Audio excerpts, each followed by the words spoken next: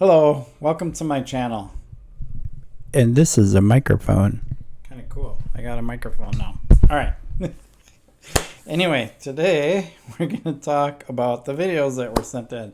I only got 2 videos. A couple weeks ago, I asked for people to send in their videos so I could give them some pointers on their riding. And I got 2, which is a good start for the first time that I'm ever doing this. So one of them is a jump and the other one is a bunny hop. So I want to go over those videos. The jump one's going to be a little tricky because it's really fast and kind of blurry when I freeze it and stuff. So I'm going to have to kind of cut and splice it to talk about it, but I'll figure that out right here coming up next. And then we'll talk about the bunny hop, which was done in slow motion, so it'll be a little easier to go through that one. But then I can talk a little bit about future videos that you send me, because I can kind of explain the better way to send them so I can go through it. But the jump one's really good because you can see what's going on, and I do have some pointers for it. So let's go over that one, and then we'll go over the bunny hop and see how this goes. I'm pretty excited about doing this. It's my first time ever, critiquing videos that have been sent to me, so we'll see how I do here. It's kind of cool. All right, let's get to it. Okay, here we have Joshua, and he is going to ride off this board. I like that he's using a small ramp to learn on, low consequence, and a little bit of a downsided landing even in the grass there. So let's go ahead and watch him do this jump, and then we will go ahead and break it down. Okay, here's his approach. He looks pretty good. He's looking ahead. He's coming up to the ramp in a nice good attack position, and he's preparing to go into a crouch. The one thing I would recommend differently here is that you'd want to be in your crouch at this point. So get in your crouch a little earlier than what he does here. He does get into a little bit of a crouch before he springs up. But the earlier you get in your crouch, the more prepared you will be to take off. Waiting until the very last second like this doesn't give you a whole lot of time, especially when learning to do your technique properly. Okay, so here's the crouch, bent knees, bent arms, getting a little low and preparing to do the spring.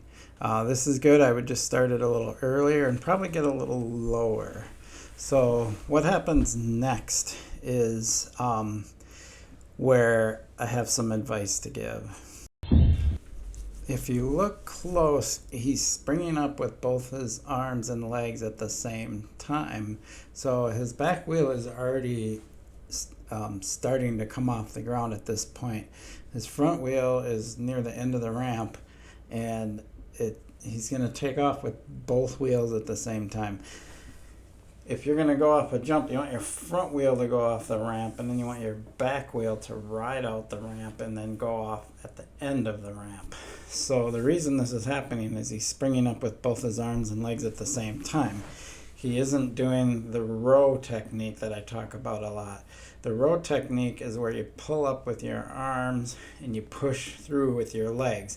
So you're pulling and pushing, you're doing opposites between your arms and legs rather than doing both at the same time. So because he's pulling up with both wheels at the same time, watch what happens next. So his rear wheel never even really touches the ramp, maybe at the very beginning, but his rear wheel is actually going to completely clear the ramp, and he's not going to get any lift out of it. So if he was pulling with his arms and pushing down with his legs in the row technique, that would angle the bike properly and prepare the proper preload, and then his back wheel would actually get some boost from the ramp. We will talk a little bit about that in the next video, which is going to be the bunny hop. But let's continue on with this and I'll show you what happens. So here it is, and you can see that his back wheel never really got lift off the ramp, which is why he's got his front wheel higher than his back wheel and isn't really ever able to level off the bike. And so if you see my videos in the past about row anti-row, this would be where you typically start executing the anti-row, where you're pushing forward with your arms and absorbing with your legs. But instead, he just pulled up with both his arms and the legs at the same time and is absorbing with both his arms and the legs at the same time. So the bike basically stays at this angle throughout the whole air. So there you can see his rear wheel landing first, which is a good thing. But his bike never really leveled off in the air. It just stayed at this angle the entire time. And if you look, his bike is actually at the exact same angle as the board, because he just pulled up with both wheels at the same time and then released and came down rear wheel first. So if you want to boost higher and farther, you want to learn to do the row and then the anti-row, so you can ride out the ramp completely and get the advantage of the ramp. So what I'll do is I'll pull up the point at where you need to change your technique a little bit, and it'll greatly help you. So right here, as you're coming up off the ramp, you spring up with both your legs and your arms at the same time, which is going to cause both of your wheels to come up at the same time, which is what we saw previously. What you want to actually do is you want to be pushing down with your legs and pulling up with your arms at this point. This would be the row. So you're pulling with your arms and pushing with your legs, and you want to do that throughout the transition of the ramp. And then at this point, you want to be pushing forward with your arms and absorbing with your legs, allowing the back wheel to come up. So the reason why the bike is just kind of staying the way it is because you're not sucking up the back end anymore with your legs, and you're not pushing forward with the arms to kind of rotate the bike underneath you. And that's what'll level it off in the air, so you're not staying at this angle the entire time. So those are my pointers for you, is learn the row anti-row when you go off jumps, and you will greatly improve your jumping skills. Now let's move on to Matt's bunny hop. Here it is in slow motion. So that looks pretty good to me. His technique is pretty much flawless here, so I'm not really going to have any improvement pointers for you, but let's go through this because it's really good. So his approach is really good here. He's in the attack position, and look at where his eyes are looking. He's looking right at the skateboard. That is his target, and that is excellent practice. Okay, so here as Matt approaches the skateboard, notice he's getting into the crouch position. This is what we sometimes call the preload. So he's getting compressed because after this he's going to need to explode upwards so he can do the bunny hop. All right, now you start to see him spring up. He's right at the beginning of what we like to call the row. He's being really explosive and coming up. Think shooting a basketball. In order to get off the ground, you got to push down really hard and spring upwards. So he's right in that process, and in a few moments here, he'll be pulling with his arms and the front wheel will come off the ground. So this is the part where he's executing the row. He is pushing down with his legs and pulling up with his arms, creating the rotation of the bike. And this is going to determine how high he bunny hops. Right here is how hard he pulls with his arms and how hard he pushes down with his legs and how much the bike rotates, basically meaning how high the front wheel comes off the ground. So now after he does the row, the back wheel is starting to come off the ground because he's starting to do the anti-row. He's pushing forward with his arms and absorbing with his legs, or sucking up the back of the bike with his legs.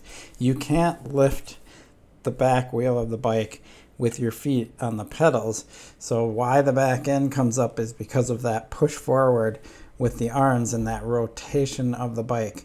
Another thing to take note, the height of his front wheel is going to determine how high he goes over the skateboard.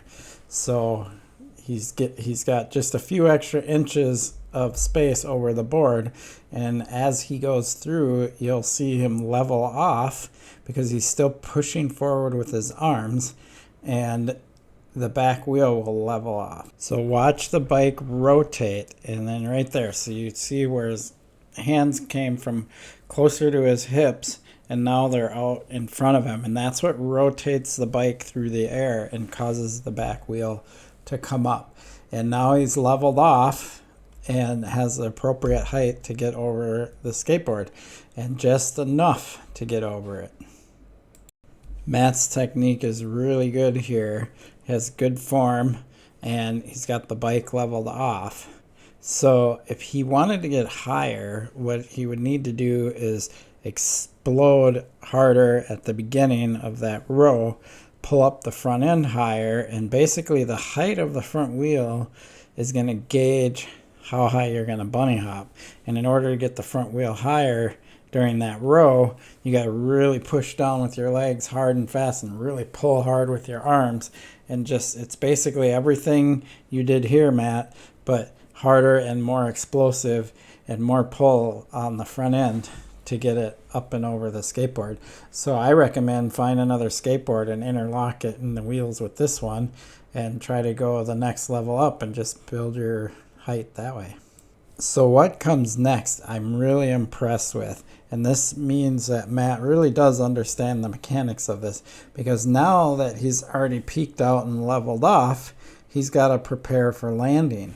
What he does here is super impressive, because he did the row initially, then he did the anti-row to pop the bike off the ground, and at this point he doesn't want to land front wheel first. And if you watch him rotate here just a little bit more forward, you'll see that the front wheel starts to come down and the back wheel is higher.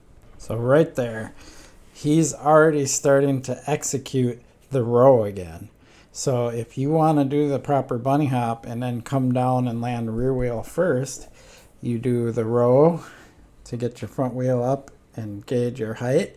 Then you do the anti-row, level the bike off in the air. But now, because he's landing on a flat surface, he wants to do the row again to get the back wheel to come down first. This is excellent right here. Watch. And boom, look at that. Rear wheel first. Front wheel is still slightly in the air.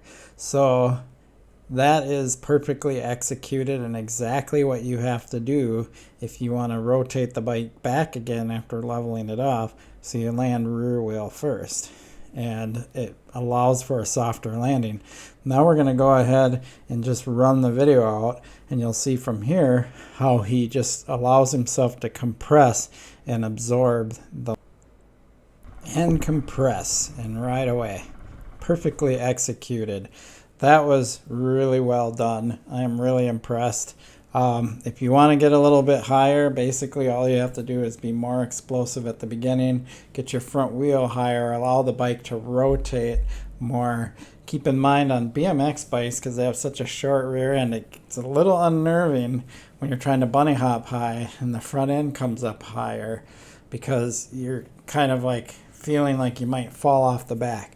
So you just got to get used to that feeling and find out where that ideal spot is where you don't fall off the bike backwards, because I have tried, we're really trying to bunny hop really high, and I've literally like pulled up so hard I just ended up looping out backwards and throwing the bike forward. So be a little careful with that. So do it baby steps, incrementally.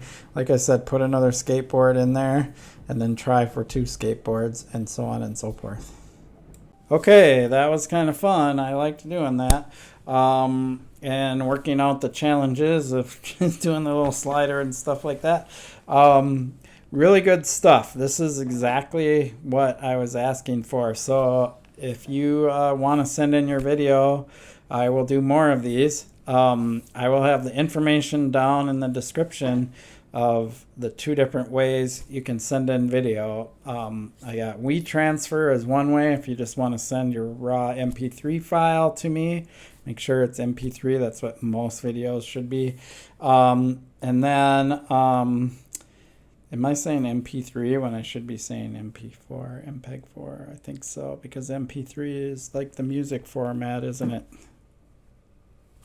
MPEG-4. So, and the YouTube, which is this one, what I had for both of these here. The thing with YouTube is I can't really download the video. I actually have to use them on YouTube, which is a little bit more challenging, but it works. If you do slow motion, that's even better. Or send me a slow motion video and a regular speed one of the same thing. That works too. Whatever you can do. Most modern phones are pretty impressive when it comes to video. So if you have an iPhone or an Android or something like that, that's within the last couple of years, you'll have plenty of capability to send me videos. So give it a try. Anything you want.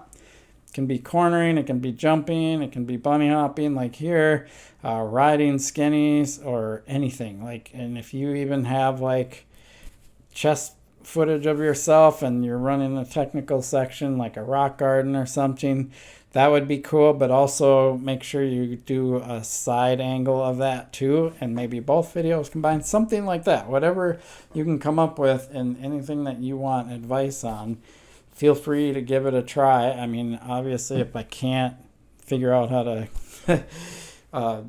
critique it, I won't do it, and I'll just send you some feedback on how to better send me the footage. But it's worth a shot. This is kind of cool. I like doing it. Down in the description, all the details. Cool. I really appreciate your support for my channel. Please like and subscribe. Subscribe is right down there. So is like somewhere in there. Sweet. Peace.